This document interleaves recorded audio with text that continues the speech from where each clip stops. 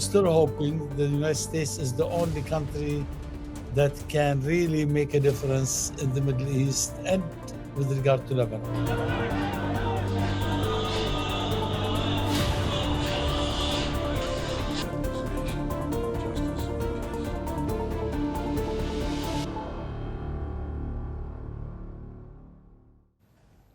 There's no point expecting Netanyahu to de-escalate. He's clearly gone rogue. The only solution is to arm twist him, to force him to end this war. And who can do that? The obvious candidate is the United States of America. Even Lebanon knows this.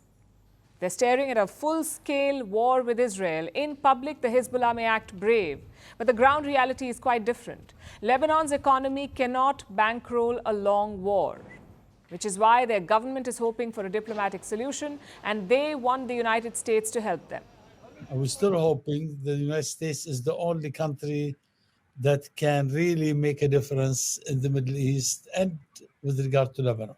The more we think about it, is the United States is the key to our, I would say, salvation, if I can use this word. No offense here. If the US is your salvation, you're already doomed. But we get why Lebanon is saying this, because Washington is supposed to have leverage over Israel. Around 69% of their weapons come from the US, 69% of Israeli weapons. We're talking missiles, bullets, jets, all kinds of strategic weapons. Even the Iron Dome is replenished by US funding. Same with aid. The US gives Israel around $3.8 billion every year. This is mostly used to buy weapons. And don't forget the diplomatic support. Israel has killed more than 40,000 civilians in Gaza, yet their leaders face no consequences, no arrest warrant, no UN Security Council criticism, and no arms embargo. Why is that? Because of US political support. Any other country would have been isolated and sanctioned by now. But the US keeps defending Israel. Every time the UNSC tries to condemn them, the US vetoes. So yes, Biden does have leverage. He can force Netanyahu to stop this war. Then why doesn't he? Because of politics. Biden's criticism of Israel is always half-hearted. Even at the United Nations General Assembly, he blamed Hezbollah. Hezbollah, unprovoked, during the October 7th attack, launching rockets into Israel. Almost a year later, too many on each side of the Israeli-Lebanon border remain displaced. A full-scale war is not in anyone's interest. Even if the situation has escalated, a diplomatic solution is still possible.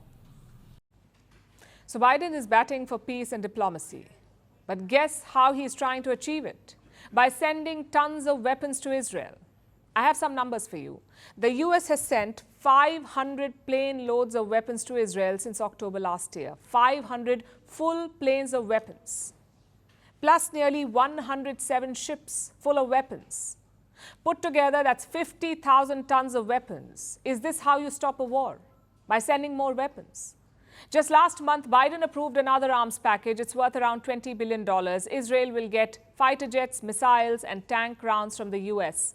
The only restraint we saw was in the month of March. That's when Biden paused one arms shipment to Israel, just one.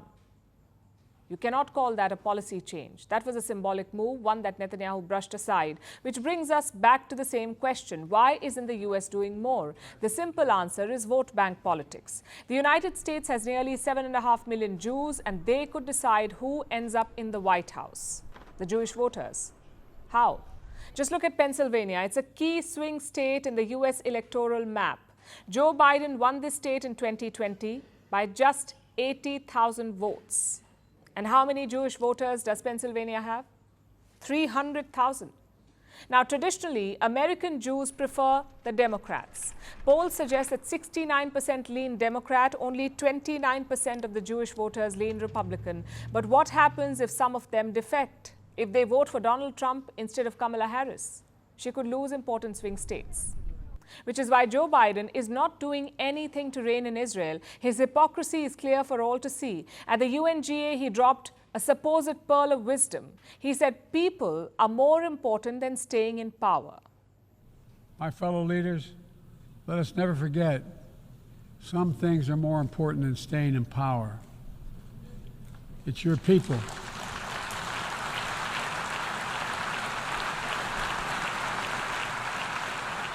It's your people that matter the most. He forgot to add a caveat. People in Gaza do not fall under this bracket, nor do civilians in Lebanon. When it comes to them, I guess staying in power is more important. But forget the people of Gaza or Lebanon. Why doesn't Joe Biden listen to his own people? They are protesting across US cities. They're asking Israel to end the war.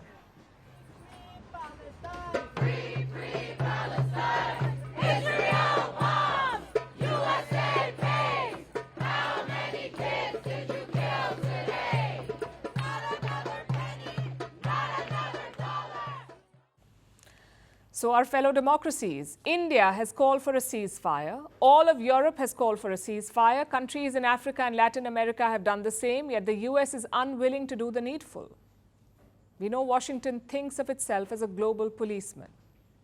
Well, now we know what kind, a corrupt and duplicitous one.